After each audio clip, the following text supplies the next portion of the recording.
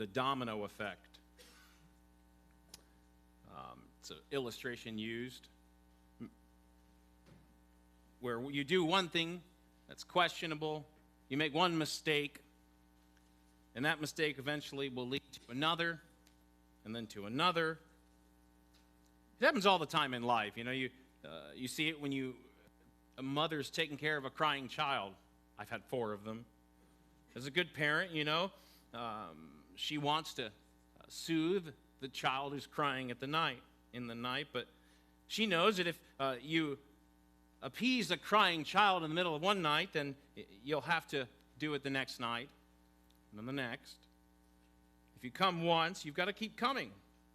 And soon you have to come back again and again and again until finally the problem exacerbates where the child gets older and is expecting the parent to come, until she finally realizes and accepts that the child needs to learn to cry on their own and comfort themselves in their sleep. You see it when students are allowed to arrive late to class. Teachers know that if they allow students to arrive late without any punishment, they'll keep coming to class late, time and again. And over time, they'll come to class later and later. Eventually, some will even skip class altogether. Skip one class, then you'll skip another, and eventually, some students will even fail the course. Slippery slopes. It's the domino effect. And it's real. But some of those slippery slopes, they can get a lot worse than a crying child, right? A lot worse than a student being late to class. Jason Blair is famous for being the journalist who for years was able to lie and fake and cheat his way through story after story after story. And he was able to write these stories and become very successful for it. It started out small, just one lie, and that lie led to another, and to another, and then another. You know, I think one of the best examples of a domino effect, this slippery slope analogy, is actually with the Ponzi scheme master Bernie Madoff. How many of you have heard of Bernie? There was a documentary on him on Netflix a while back. Wow, you've got to watch it. He is famous for his scheme. Listen to Bernie Madoff's words. He says it starts out with just taking a little bit, maybe a few hundred, a few thousand. Then you get comfortable with that. And before you know it, it snowballs into something big. The domino effect. It's true. It's true in life, and you know it's just as true in the Christian life as well. You look around you today, you will see people, those who have decided to reject God and His Word. Some of those people are the most successful people in our worlds today. They have the biggest bank accounts. They drive the best cars. They own the fastest boats. Man. As a Christian, though, it's easy for us to look at their success and come to conclusions like the psalmist did. Asaph wrote in Psalm 73 how he got to the point where he saw the rich full, those who rejected God. And he envied them because of their success. He said in verse 3 of Psalm 73 that he was envious at the foolish when I saw the prosperity of the wicked. But while those people, they appear to win at first, in the short term, Asaph soon realized that the treasures of the wicked eventually destroy them. Not just their lives, though, but the lives of their families. In the passage we're going to look at today, although it's a sombering one, right? It's not one that we enjoy preaching, but as we walk through Abraham's life of faith, this passage, it serves as a warning to those of us who would adopt this world's lifestyle and those of us who would live for this world's treasure. For in this passage, we find the story of a man who we've already met before, a man who chose the riches of the world. And you know what? At first, things went well. He got ahead for it. He got a new home. He got family wealth, a prestigious role in his community. Wow. But as you find out here, at the end of Lot's life, you soon realize that it was hard to distinguish him in the end from those of his community. Until one day, it all fell apart. And we find that while he sought to save his life, in the end, he lost everything he loved. He lost his wife, lost his home, and everything else he had. You have your Bibles open to Genesis 19. We've been walking, again, through the life of Abraham. This chapter here, it needs to be taken together. It actually happens the same year as the last few passages we looked, and we were studying chapters 17 and 18. They all take place the year before Isaac is born. But while this passage sits within Abraham's life of faith, it's not really so much about Abraham all that much. It's about his nephew Lot, a true foil to Abraham. When we left Lot, he and Abraham had separated. You remember in Genesis 13, don't you? Lot had chosen the most promising place to live on the edge of the promised land. And we read in Genesis 13 that Abraham dwelt in the land of Canaan, and Lot dwelt in the cities of the plain and pitched his tent toward Sodom. And by the time you get to Genesis 14, you find that Lot had become so allured by the riches of these towns of the plain that he had gone from living near Sodom, Genesis 13:12, to living in Sodom, Genesis 14:12. So much so that as we come to Genesis 19, we find Lot not just living within Sodom, but he's come a long way. He owns his own house.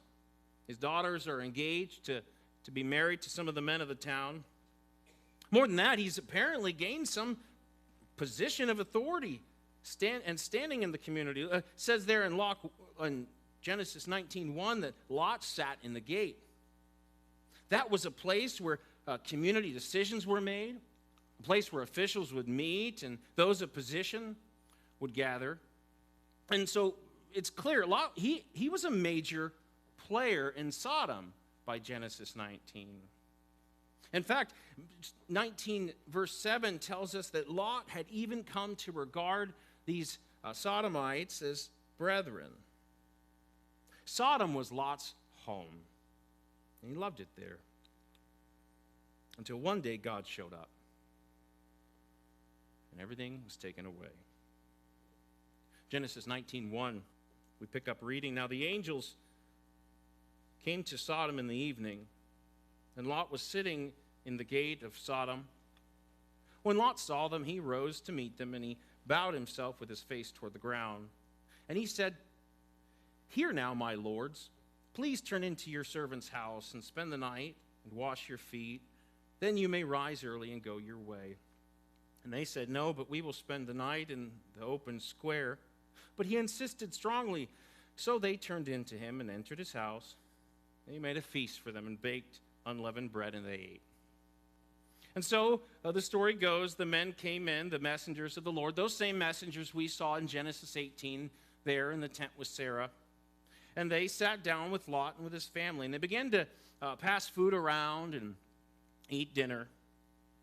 And as they were fellowshipping and enjoying a meal together, Lot's home is apparently encircled by a mob of men. Moses' words in verse 4 are deliberate. He says here that the men of the city, the men of Sodom, both young and old, all the people from every quarter surrounded the house. And they called to Lot and said to him, "Where are the men who came to you tonight? Bring them out to us that we may know them." You can picture Moses here. He's showing us how this sense of sexual perversion had fallen on all of the men of the town. Notice how he says this, both young and old. But it wasn't just the men. All of the people from every quarter, it says. And before you focus in on just this one sense of sexual perversion, this sense of homosexuality, you'll find in other passages throughout the Bible that it wasn't just that. It was every kind of evil that had overtaken this town. Sin had become a way of life for these cities. The men, both young and old, were not just involved in this sexual sin, but they were violent. And more so here, you can see there was an attempt at rape with regard to these visitors. I mean, this is a horrible passage as you look at it. But you and I, we already know what's coming, don't we?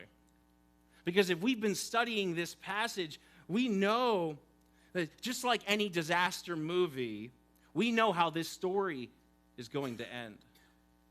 I was thinking as I was studying this passage of the movie Titanic, if you've ever watched the movie, the very first time you sit down to watch a movie like the Titanic, you already know how the story ends.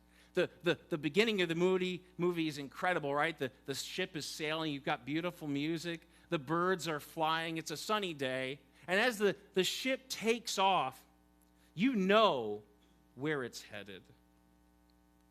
You know what's going to happen. You know the ship is doomed. The only question the movie is going to answer for you is, how will the ship sink? You remember back in Genesis 13 that Moses told us in chapter 13, verse 10, that the Lord destroyed Sodom and Gomorrah. And he told us God's reason for doing that in Genesis 13:13, a few verses later. He said, because the men of Sodom were exceedingly wicked and sinful against the Lord. And ever since Genesis 13, the question has not been, what will happen to these towns? The question has always been, when will the cities of the plain fall? In Genesis 19 is their time. This is where the Titanic hits the iceberg and where the ship is going to sink. And yet, as the destruction gets underway, we find in this passage a few that find grace in the eyes of the Lord. The last time we were together, we saw how we talked about how a righteous person is someone who trusts in the Lord. And you know, Lot is a righteous man. And that's difficult for us sometimes, isn't it? It's difficult to wrap our minds around. And yet 2 Peter 2:7 tells me that Lot was righteous. And Peter calls him righteous no less than 3 times. And Lot was righteous. Lot was righteous just like Noah and Abraham were righteous. The writer of Hebrews tells us that Noah was righteous. And he says why? Hebrews 11:7. By faith, Noah prepared an ark, by which he condemned the world and became heir of the righteousness which is according to faith. And so you see here that Noah was righteous. He was righteous because he had faith. And then in Genesis 15, we already have looked, as we've watched the life of Abraham, we saw how Abraham was righteous because he believed the Lord. And so both Noah and Abraham were righteous. And yet we know that both of these men were flawed, right? We already saw how Abraham mistreated Sarah in Egypt, and we're going to see him mistreat her again. And we've already seen where Noah ends up, drunk in that tent at the end of his life after the flood. These men were righteous, and yet they were flawed. And just as they were flawed, Lot was righteous. Not because he was some upright kind of guy, because Lot lived some morally sound life. He was righteous because he feared the true God. Because his faith in the Lord, God is going to deliver him from this destruction and his family. And so the messengers worked to bring them out of Sodom before the night falls. Verse 12, then the men said to Lot, have you anyone else here, son-in-law, your sons, your daughters, and whomever you have in the city? Take them and get out of this place. For we will destroy this place because of the outcry against them has grown great before the face of the Lord. And the Lord has sent us to destroy it. And so Lot, the story goes to his sons-in-law, and they laugh at him for this. Verse 14, so Lot went out and spake to his sons-in-law, who had married his daughters, and said, get up, get out of this place, for the Lord will destroy this city. But to his sons-in-law, he seemed to be joking. They didn't take him seriously. And so the sons-in-law stayed behind. Verse 15, when the morning dawned, the angels urged Lot to hurry, saying, "Arise, take your wife and your your 2 daughters who are here, lest you be consumed in the punishment of the city." And while he lingered, isn't that incredible? He still lingered. The men took hold of his hand, his wife's hand, and the hands of his 2 daughters, the Lord being merciful to him. And they brought him out and set him outside the city. So it came to pass that when they had brought them outside, they said, "Escape for your life." And don't forget this. "Don't look behind you, nor stay anywhere in the plain. Escape to the mountains, lest you be destroyed." But of all we've read of Lot so far, what he says next is incredible. Look at Lot's true colors. Talk about a moral and an upright man, right? And Lot said to them, "Oh no, my lords, behold, your servant has found favor in your sight, and you have shown me great kindness in saving my life." Isn't that incredible? I mean, understand, of all the things we've heard of Lot, this is the first time he's ever thanked God. He's ever recognized what God has done for him. It's the first time he acknowledged that God has been good to him and that he spared his life.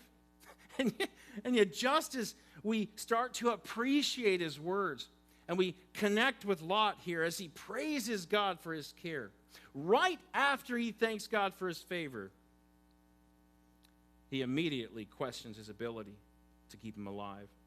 And he has the nerve to ask him, look what he says here. "I cannot escape to the hills.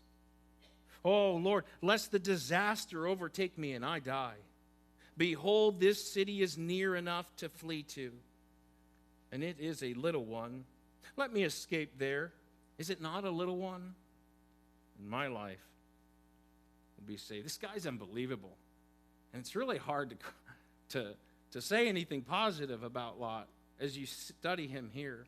But why? Because he still can't get past himself, even in the midst of all of this. But you know what's so encouraging about passages like Genesis 19? We get really caught up in the actions of men, but these stories, even the stories of Abraham, always trying to remind you, they're not so much about Abraham. They're not so much about Lot. The Bible is a book that teaches us about God.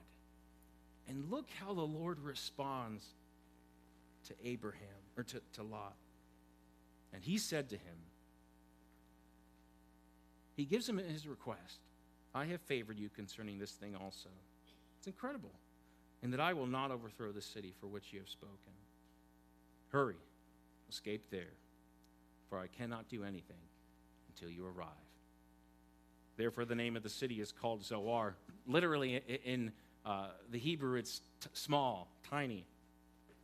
Verse 23, the sun had risen upon the earth when Lot entered Zoar. And as soon as the righteous were safe in Zoar, the axe of God falls. And as Jesus describes the account in Luke 17:28, he says, "So it was in the days of Lot. They ate, they drank, they bought, they sold, they planted, they built." And he said, "But once Lot went out of Sodom, it rained fire and brimstone from heaven and destroyed them all." Verse 24, "Then the Lord rained brimstone and fire on Sodom and Gomorrah from the Lord out of the heavens. So he overthrew those cities, all the plain, all the inhabitants of the city, and what grew on the ground." And so the sun comes up that morning, and on that day came both judgment and salvation, judgment for Sodom and mercy and salvation for Lot and for his family. Skip down to verse 27, and we'll come back to these verses in a moment. "And Abraham went early in the morning to the place where he had stood before the Lord Then he looked toward Sodom and Gomorrah and toward all the land of the plain, and he saw, and behold, the smoke of the land which went up like the smoke of a furnace. And here Moses, he draws our thoughts back to our previous text in Genesis 18.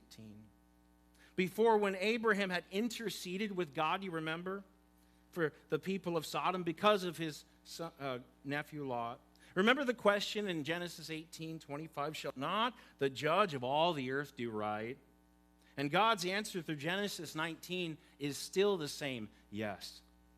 Because we read in 29, it came to pass when God destroyed the cities of the plain that the Lord remembered Abraham and sent Lot out of the midst of the overthrow, when he overthrew the cities in which he dwelt. And God, not only that, he was merciful to this city, to Zoar, because of Lot and because of his family, even though he had fallen short in his walk of faith. In many ways, God was merciful to those who feared his name. Even though Lot had adopted much of Sodom's lifestyle and had chosen to live for the treasures of Jordan, the Lord still spares his life and this little town for him. Isn't that incredible? What a merciful God. But you know, that doesn't mean that he got off scot-free. And that doesn't mean that he left unchanged. You know, so far we've been reading the destruction of Sodom and how he rescues Lot from the town. But several things happen after Lot and his family escape. And we discover through these final events in Lot's story that while God could take Lot and his family out of Sodom, it was a lot harder to get Sodom out of them. We'll pick up first with Lot's wife. As they're heading to Zoar, his wife stays behind somewhere in the plain. Verse 26 tells us that, but his wife looked back behind him. Only this time there were no angels to stop her. There were no messengers to hold her hand. Because in turning back, Lot's wife disobeyed a specific command, a specific piece of instruction that God had given Lot and his family. Look back to verse 17, and you'll remember that God told them when they left Sodom, remember, not to look behind you, nor to stay anywhere in the plain. And yet Lot's wife, she couldn't let it go. She turned her back, and her heart longed for what she was losing. And somewhere in the plain, she watches as her past life burns to the ground. We're not told where this happens, but I get the sense that her gaze, it probably lasted a bit. Remember, God didn't begin the destruction of Sodom and Gomorrah until after Lot and his family were safe in Zoar. We found that out a moment ago. And so somewhere along the line, she stayed behind. And Lot's wife, she watches the fire and brimstone fall. And somewhere I get the sense that she probably succumbed to her injuries. And as her body lays there, it becomes encrusted or something of the sort. In any case, the famous verse in verse 26 tells us, how do you like that, Debbie? Fox. There's so many Debbies in the church. We have many conversations about Lot's wife.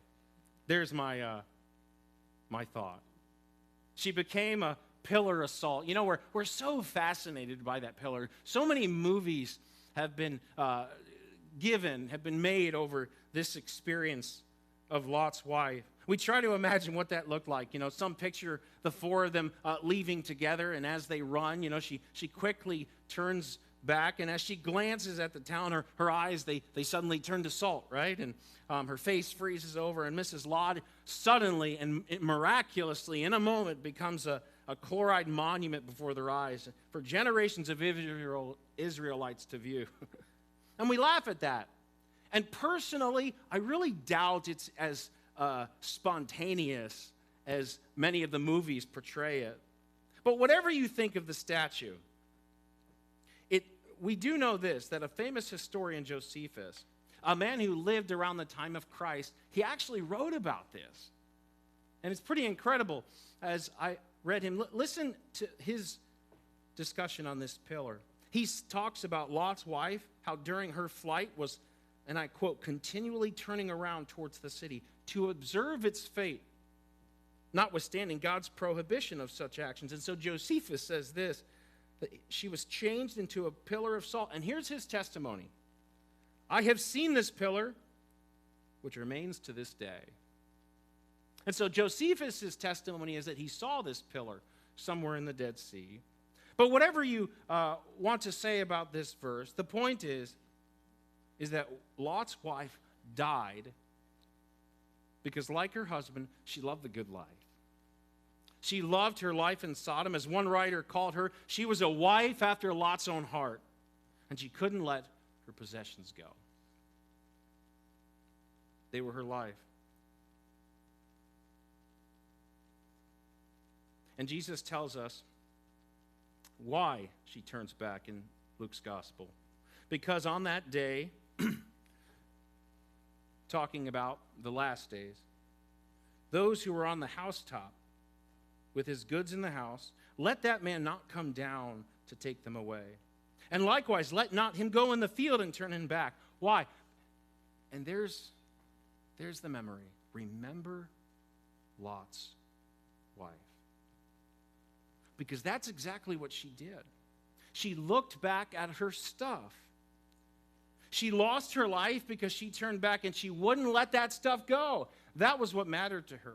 And so the message of Luke 17 is simple. For some, maybe it's not possessions. Maybe it's a reputation or a relationship or some other comfort. Whatever it is, friend, the message is that Lot's wife is an example for anyone who will turn back to the good life, to the life that they left behind. Whosoever seeks to preserve his life will lose it, but whosoever loses his life will keep it. Remember Lot's wife. And Jesus, in the Gospels, he's not just warning the lost, he's warning his disciples that if you choose to live for this world and cling to the treasures of this life, friend, you might do well at first. You might benefit from your choice. But in the end, you'll lose everything you think you have, just like her. What happened to Lot? And what about his daughters? Lot, throughout his life, had idolized his wealth and his comfort. He had chosen prosperity in the promised land. And yet, in the end, his story ends in a cave. You see, his daughters, they wanted children to carry on the family name. And there's nothing wrong with that. They wanted a family. They wanted descendants. And yet now their husbands were gone. But their biological clocks, they were still ticking. And they knew their days to have children were numbered.